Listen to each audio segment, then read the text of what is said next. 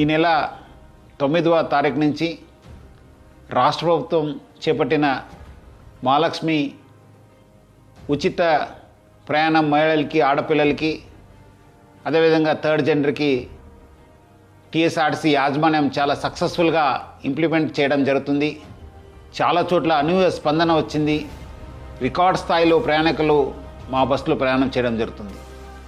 But ఈ ఒక పథకం ఇంప్లిమెంట్ చేయడంలో యాజమాన్యానికి, ముఖ్యంగా మన సిబ్బంది కూడా కొన్ని సమస్యలు తెలియెత్తుతున్నావు. ముఖ్యంగా చాలామంది మహిళలు తక్కువ దూరంకి వెళ్ళే వాళ్ళు కూడా మన ఎక్స్ప్రెస్ బస్సులో ఎక్కి దూర ప్రాంతం వెళ్ళే ప్రయాణికులకి ఇబ్బంది కలిగించే విధంగా ప్రయాణం చేస్తున్నారు.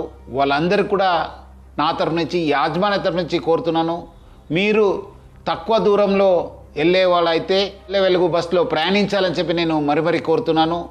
అదేవిధంగా కొంతమంది మహిళలు స్టేజ్ కాకుండా మధ్యలో, రోడ్ మధ్యలో ఆపడము, లేదంటే ఎక్కడ కావాలో అక్కడ ఆపండి అని చెప్పి అడుగుతున్నారు. దీనివల్ల కూడా చాలా దూర ప్రాంతంలో వెళ్ళే వాళ్ళు కూడా చాలా ఇబ్బంది కలుగుతుంది.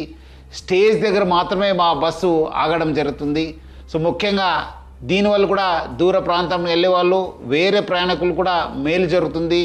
మన కండక్టర్స్కి, డ్రైవర్స్ కూడా బాగా జరుగుతుంది. లేదంటే కొన్ని చోట్ల మనకు చాలా ఇబ్బంది కలుగుతుంది. మన కండక్టర్స్ కూడా చాలా ఇబ్బంది పడుతున్నారు. ప్రజలు బాగా సహకరించారు.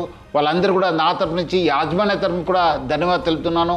వచ్చే రోజు కూడా ఈ ఒక స్కీమ్ని ఇంప్లిమెంట్ చేయడానికి మహిళలు, ఆడపిల్లలు, థర్డ్ జెండర్ వాళ్ళందరూ కూడా సహకరించాలని చెప్పి నేను మరీ యాజమాన్య తరపు నుంచి అందరు కోరుతూ, మహిళా లోకానికి, ఆడపిల్లలకి, థర్డ్ జెండర్ అందరూ కూడా నేను యాజమాన్య తరపు నుంచి కూడా సహకరించేందుకు పేరుగా ధన్యవాదాలు తెలుపుతున్నాను.